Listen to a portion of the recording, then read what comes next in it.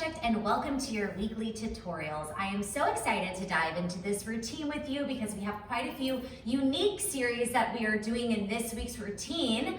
To start, we're going to talk about the oblique series, specifically how to get in and out of the side plank and how to make the side planks work for you. And then we're also going to touch on the leg series. So let's get started.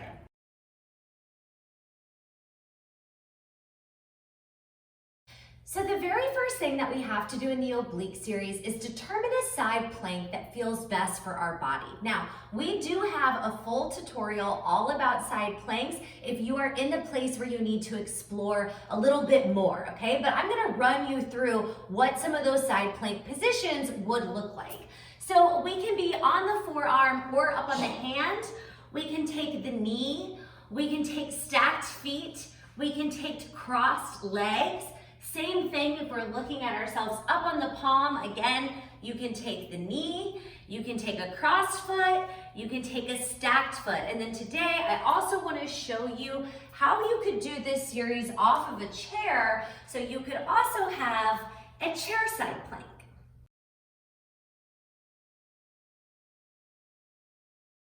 So now that you have a side plank or two, a couple of positions that work for your body, now we have to figure out how we're connecting that with the seated abdominal work, right? So there's two different positions that we're doing in this series. The first one is a twisted seated ab work. So this is flexion, contraction in the oblique. And then we are flipping our body over to its side and we are working isometric hold with the oblique. Now, these two positions really complement one another because one of them is going crunch, crunch, crunch, that's flexion, and the other one is going hold, stabilize, isolate. And that's just a really, it's a really smart way to work the oblique, okay? So when we think about this series, I would like for you to worry less about having this really smooth transition. If that's already happening for you, great, but if it's not, don't even worry about that. Instead, I want you to work to get to a good seated abdominal work and then a good solid side plank, okay? So let's talk about the seated abs for just a moment.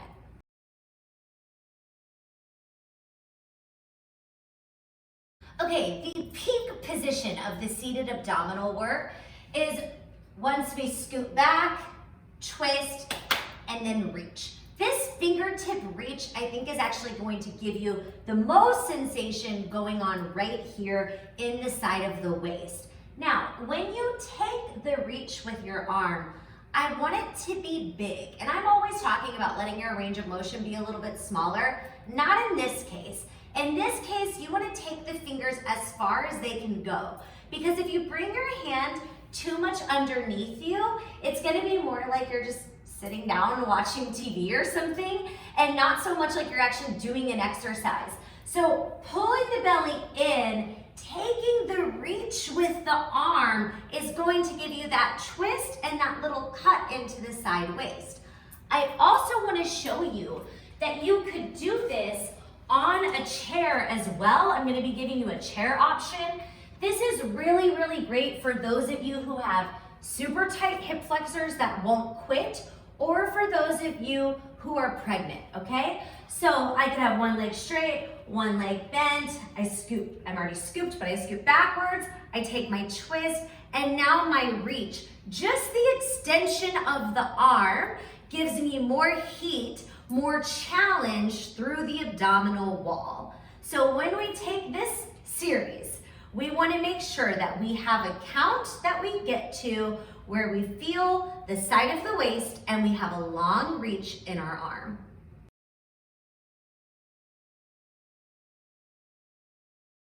So count number 1 is to scoop and pull. Count number 2 is to twist and reach.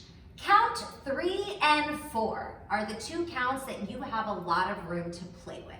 So maybe you're super into the transition, it's working great for you. On 3, 4, you lay down the elbow, you swivel into this side plank, and it's like, boom, you're there. But let's be realistic, that may actually not be the case for a lot of us. So what I would say is on 3, 4, position your body to get to your next side plank. So let's say that I am going to be doing the side plank on my hand and on my knee, and the transition is throwing me off. On counts 3, 4, I'm just going to adjust. I'm gonna turn, I'm gonna reset my hand, reset my knee, so that by 5, 6, and 7, 8, I am up in my side plank. Yeah, let me show you that again with counts. So I'm going 1, no, I'm going pull 1, reach 2, turning 3, 4, lifting 5, 6, holding 7, 8. Yeah, do you see what just went on there? Let me show you that on a chair, just because I really want to show you how flexible counts 3 and 4 are. Here we go. I pull on 1, twisting on 2, count 3, 4, I'm turning, 5, 6, holding 7, and 8.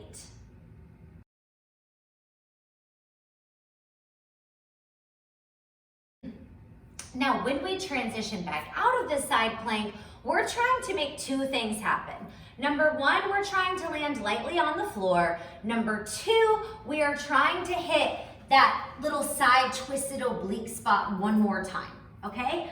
So when it comes to getting down lightly to the floor, I don't want us to overthink this that much, okay? What you're trying not to do is plop. What you're trying to do is place. And this top hand can really, really support you through that, especially if you have a shoulder that tends to fire up easily. So if you have that fiery shoulder, doing this action may not feel great for it, which is why placing the hand down on the floor to support you can be incredibly helpful. Let me show you that from a forearm position. So if I'm here, I want to work to land lightly on the floor so I stay engaged. Hand taps down, support myself down. Now we roll to our butt, and then we're trying to get to that arm reach one more time.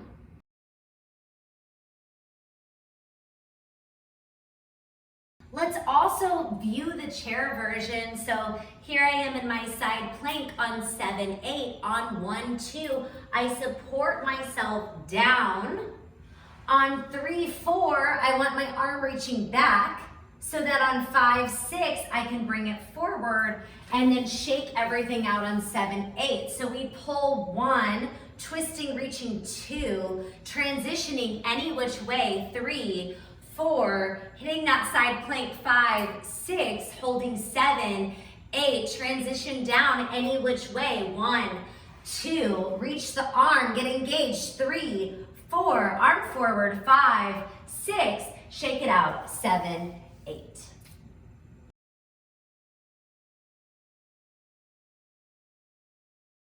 For the leg series, the very first thing that we have to do is set ourselves up for success in our initial position. So I want to give you a little wrong way versus right way here so you can see the difference. Where we want to go is this. Okay, in this position, my knee and ankle are in line. My tailbone is sticking back this way, almost slightly tipped up, and my chest is hinged forward. When I do it this way, I can feel my heel digging into the ground, and I can feel back here on the underside of my leg and butt, okay? So right way looks like this. I'm gonna move directly into the wrong way position. It looks like this. And it's so common for people to go here. So look at the difference. When I'm like this, my knee is now crossing in front of my ankle. My tailbone is shooting downward and my chest is shooting up. When I do it in this position, I feel more weight toward the ball and the toe of my foot. I feel more cramping in my foot. I feel knee and I feel the top of my leg. So if you're feeling this side of things, that's a sure sign that you need to adjust a little bit. Watch these 2 positions again. Here's the right way. I shoot my booty backwards, tipping the tailbone up, chest is hinged forward, knee is stabilized. Here is the wrong way. That would be shooting the knee forward, tailbone dropping down and keeping the chest up. Not this, this.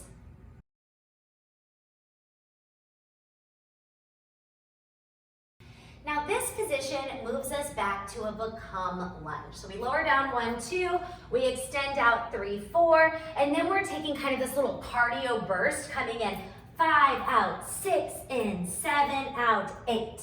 Okay, from here, we're pulling back in. Now, in the video this week, I give you something to visualize, and I want to talk about it here. When your non-working leg pulls forward, I want you to imagine, nothing's really gonna move, but I want you to use your imagination here and imagine that your working knee is sliding backwards. This is a cue of opposition, and anytime we think about creating opposition in the body, it creates more activity. It's just a really good thing to try to work when you're working out. So, my non-working leg comes forward. I imagine that my working leg is sliding the other direction so that I get that compact compression hitting right back here in the leg, which is where we want to feel it.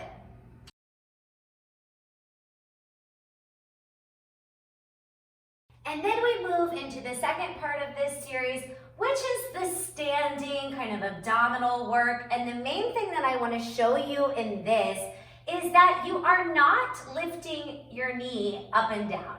This is not the action. Why is this not the action? What is working here? It's just hip flexor. If you just lift your knee like this, you can actually touch right here and you can feel that hip flexor muscle pop right out. That's not what I'm going for. What I'm actually going for is a scoop through the belly. So that looks something more like this. Do you see the difference? The knee should always stay lower than the hip. This should stay relaxed, and instead the action comes from the lower part of the spine, the low abdominal. Watch one more time. Wrong way is moving the knee from the hip flexor. Right way is letting the knee relax and scooping the belly.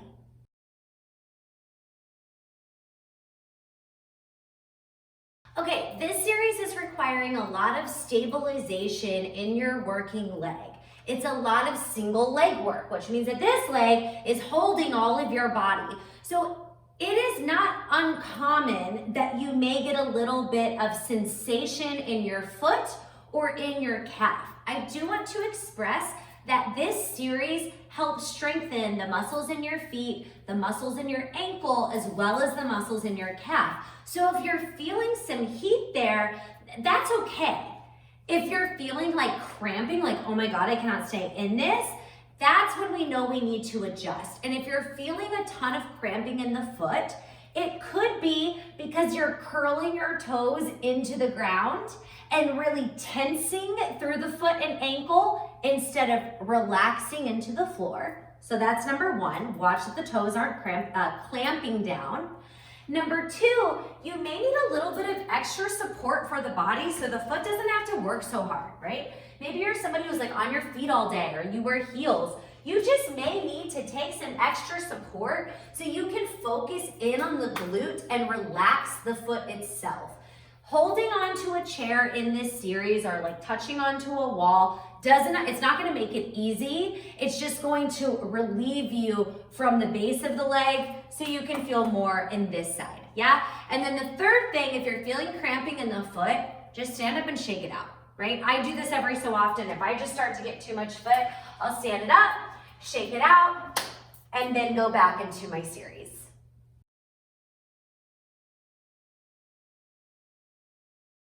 And the last thing I want to talk about for the leg series is a little bit of hip alignment and adjustment. So if when you are doing this leg series, you're feeling like a ton of outer thigh, kind of like the outside of your hip, and you're not really getting back here into the glute, it is likely that your hips are a little uneven. And I'm going to show you what I mean right here. A good spot you can see it in is the standing position.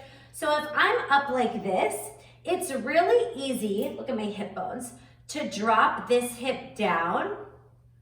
And did you see how this shot out to the side? Okay, so this shoots out and now you're gonna start to feel a lot of sensation. I already am right here in the side of the hip. Watch the change. I'm going to lift this hip higher so that I can pull up and in. Yeah, another spot where this could happen is actually when you lower down and you extend your leg out. You want to make sure that this hip hasn't dropped down, which would then cause this hip to shoot or to jut out to the side. So we want to try to even out these hips so that we get a nice, more contained base, and that should help you release some of this and get back into that booty more.